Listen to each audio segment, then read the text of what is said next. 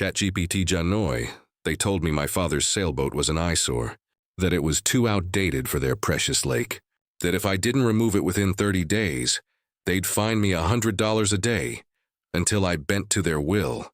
I laughed the first time I read that letter, not because it was funny, but because I had no idea it was just the opening shot in a war I never asked for.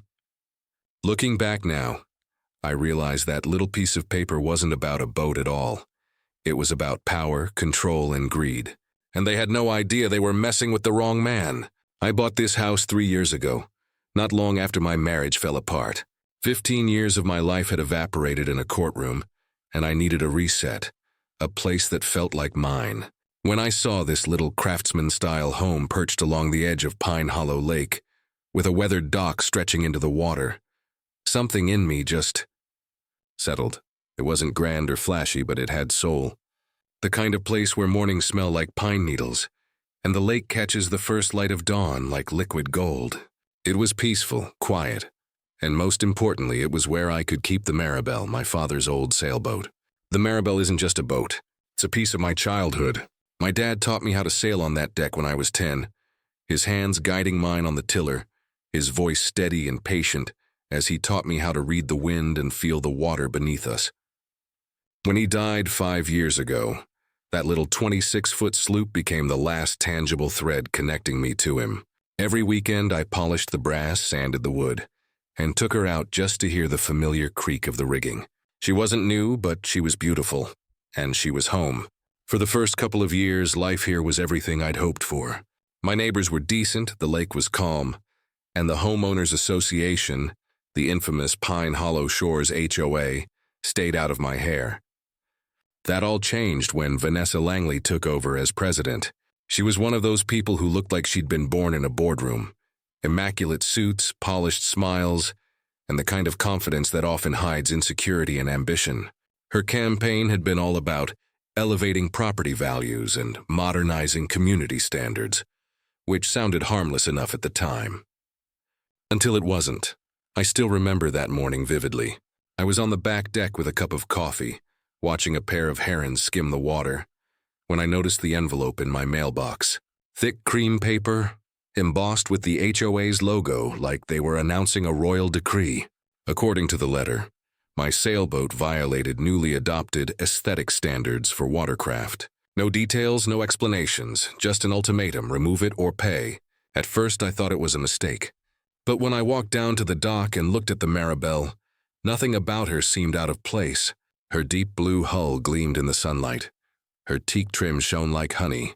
Meanwhile, 3 docks down, a half-rotting speedboat sat under a torn tarp, and across the cove, a pontoon covered in bird droppings hadn't moved in years. None of those boats got notices. Just mine. Something was off. I decided to bring it up at the next HOA meeting. The room was packed that night. Word had spread about proposed dues, increases, and new landscaping rules.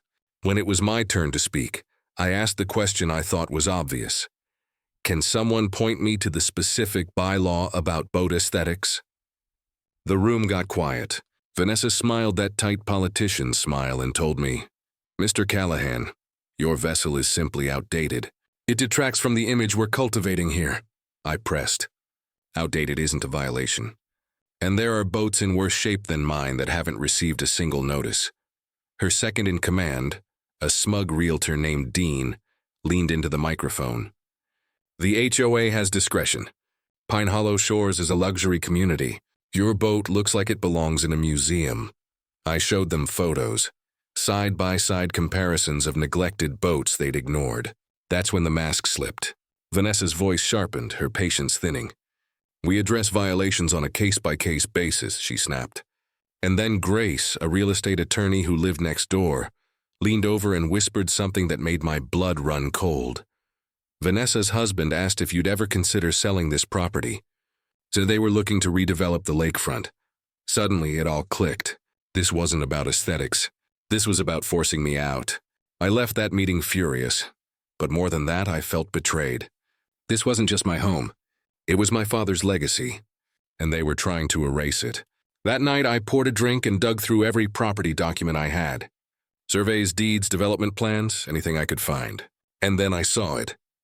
a tiny detail on the original survey I had never paid attention to before. According to the legal description, my property didn't end at the edge of my dock like I'd always assumed. It extended a little farther along the shoreline, far enough to include a narrow strip of land that, as it turns out, was the only land access point to the community marina. My heart started racing. Could this be real? I called Grace the next morning and she came over with her laptop. After combing through the county records and my deed, she confirmed it. I legally owned the pathway to the marina. The HOA had been using it for decades. Without permission, without an easement, without so much as a thank you. Legally, they'd been trespassing on my property for years. I asked Grace if I could block access. She hesitated. Technically, yes. But that's the nuclear option. It would affect the whole neighborhood, not just Vanessa. I sipped my coffee and stared out at the lake. Maybe it's time for a controlled detonation. That week, I hired a surveyor to officially verify the boundary lines and a lawyer who specialized in property disputes. He told me my case was airtight, and that if I wanted to assert my rights, the cleanest way was to mark the property line and restrict access. I waited until 2 weeks before Vanessa's big moment, a glitzy Marina fundraiser where she planned to show off her vision to local politicians and investors.